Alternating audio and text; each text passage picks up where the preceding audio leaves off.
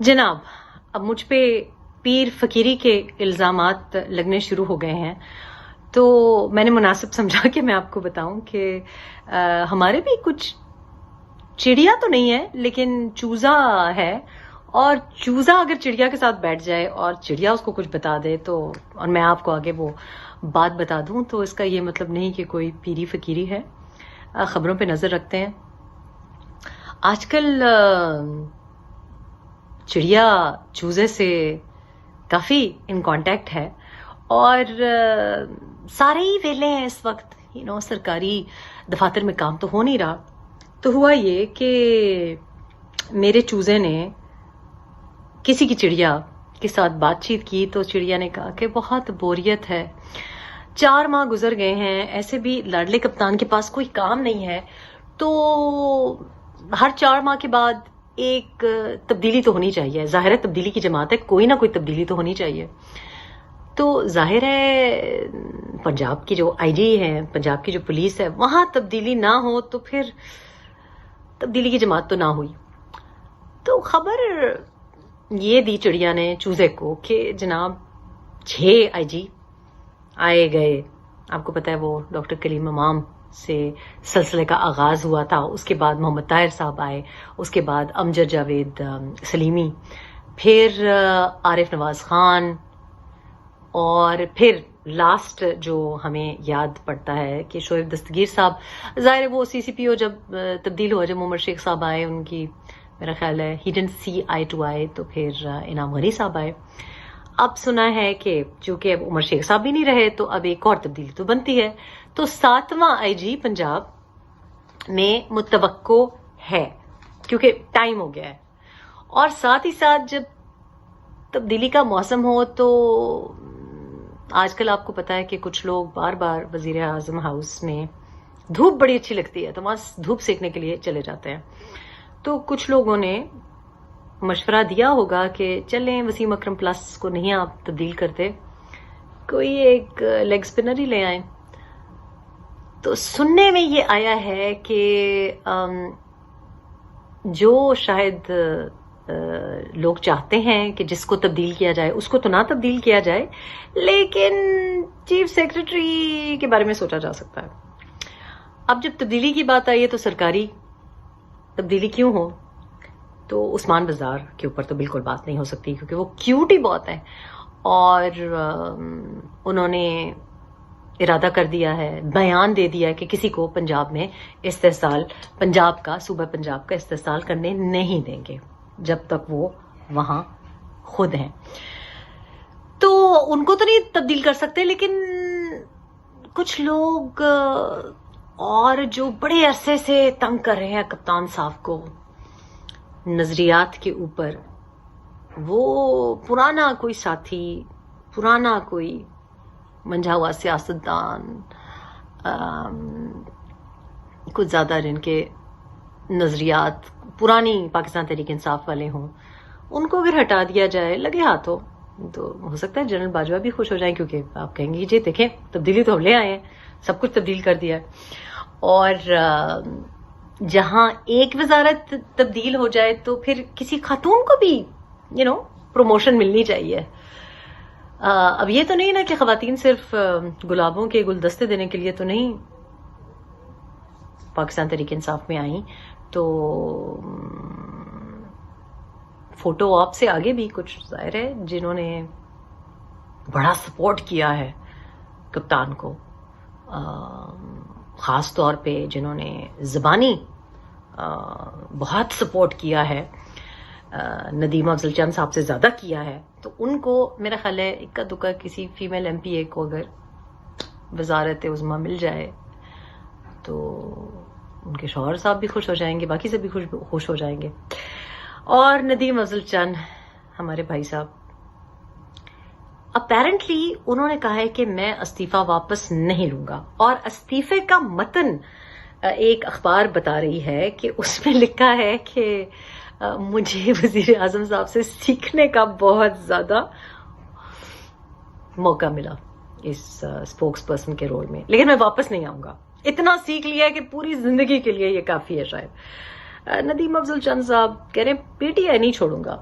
اب ظاہر ہے پی ٹی آئی کو تو نہیں چھوڑنا چاہیے، کیونکہ پی ٹی آئی تو شاید کسی اور روپ میں بچ جائے، لیکن اس وزیر اعظم کا اسپوکس پرسن بننا شاید زیادہ دیر تک ایک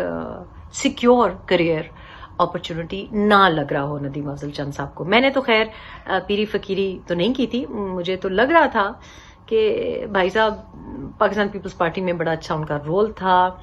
بھلے مانس انسان ہے، اور پتہ نہیں کیسے چلے گئے پی ٹی آئی میں، پتہ نہیں کیا اس وقت دباؤ ہو، شاید زرداری صاحب کا قصور ہو،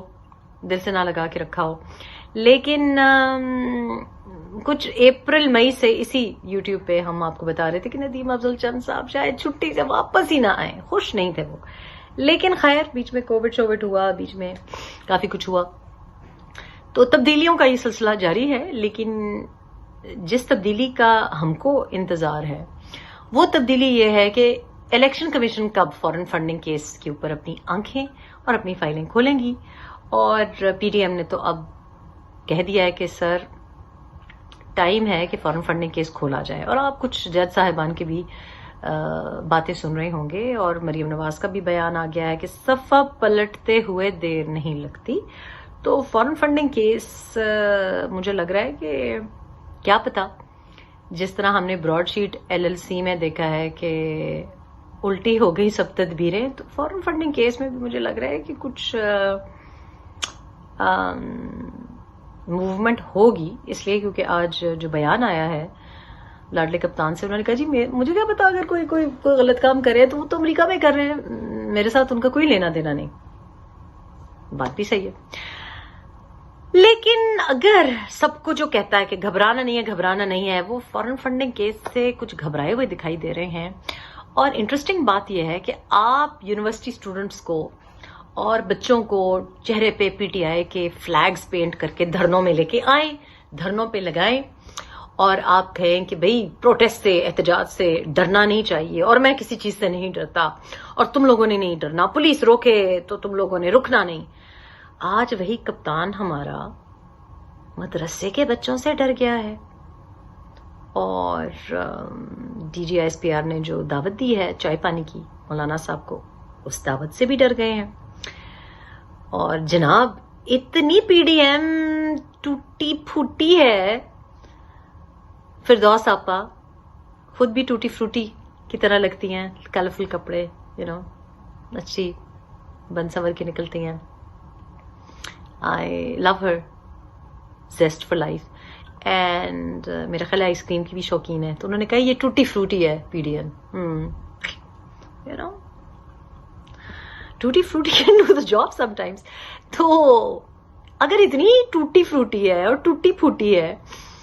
تو آپ کو تو نہ مدرسے کے بچوں سے ڈرنا چاہیے، نہ ای سی پی کے سامنے پروٹیسٹ سے ڈرنا چاہیے، اور آپ کو پی ڈی ایم کو لفٹ ہی نہیں کرانی چاہیے. ظاہر ہے فردوس آپا کہہ رہی ہیں کہ آج میں نے ایک نیا لفظ سیکھا،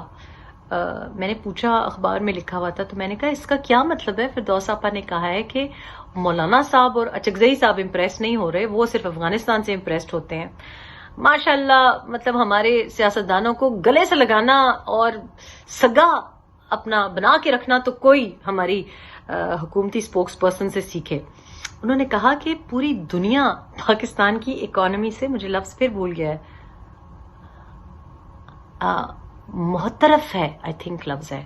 تو میں نے کہا اس لفظ کا کیا مطلب ہے؟ کیا پوری دنیا ہماری اکانومی پہ اشکبار ہے؟ اس لفظ کا مطلب یہ ہے کہ پوری دنیا ہماری اکانومی پہ اش کر رہی ہے، واہ واہ کر رہی ہے. all I can suggest is کہ میرا خیال ہے کہ شاید نئی چشموں کی ضرورت پڑ گئی ہو ہمارے حکومتی سپوکس پرسنس کو، کیونکہ ان کو شاید صحیح سے دکھائی نہیں دے رہا کہ ہو کیا رہا ہے. بہرحال ایک اور خوشخبری اکانومی سے ریلیٹڈ، بجلی ہم نے بتایا کہ مہنگی ہو جائے گی، اور اب آپ کو ایک اور بتا دیں کہ پیٹرول کی قیمتوں میں آپ امید کر سکتے ہیں کہ ایک اور خوشخبری آئے کہ شاید 12 روپے تک کا اضافہ ہو جائے کچھ ہی دنوں میں. یہ خوشخبری آپ کو شاید یہ حکومت دے دے. ہم تو لاڈلی کپتان سے یہ کہیں گے کہ سر این آر او نہ دو، لیکن ہمیں گیس، آٹا، بجلی، پیٹرول، چینی یہی دے دیں، این آر او نہ دیں.